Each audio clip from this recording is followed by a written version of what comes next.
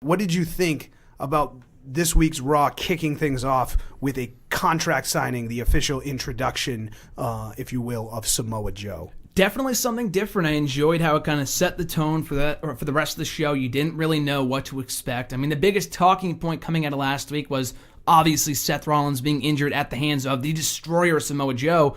But what the future would hold with Samoa Joe, was he officially a Raw-bound superstar? What would happen?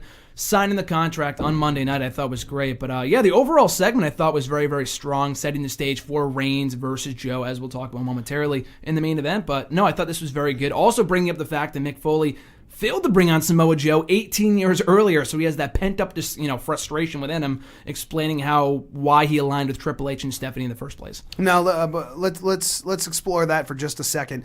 Talk to me a little bit about the relationship, or maybe the in-ring relationship, that Samoa Joe may have had with Mick Foley. Well, I mean, going back to Ring of Honor, Mick Foley was very high in Samoa Joe, as well as CM Punk, helping pave the way for both guys. Specifically CM Punk, who came into WWE a lot earlier than Samoa Joe, going off in different paths. CM Punk went to WWE, Samoa Joe TNA, obviously helping him out in the long run, but he could have brought him in a lot earlier. I know Mick Foley's only been GM for about 6-7 months at this point, but Mick Foley has been a prominent figure in WWE for how long now? 15, 20 years. He could have brought him in a while ago if he wanted to.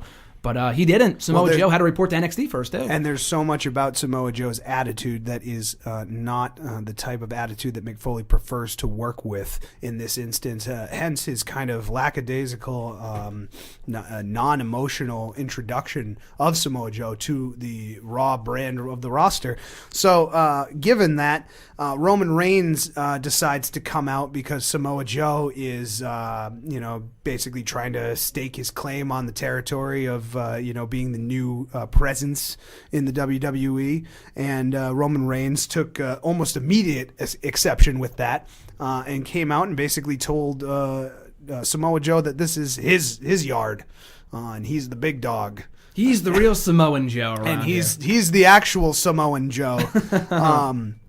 Samoa Joe obviously didn't pay a ton of mind to that, and I think that these two competitors, especially on Roman Reigns' side, do more of their talking with their fists than a microphone being in their hands. So what we saw in the main event, while marred with controversy at the end of that match, I think we saw exactly the type of brutality that these two competitors are going to eventually bring out of each other. It is going to be a slugfest back and forth between these two, with very little love loss or need to pull off anything that has any style or sizzle. It's going to be blood for blood and by the gallon with Samoa Joe and Roman Reigns.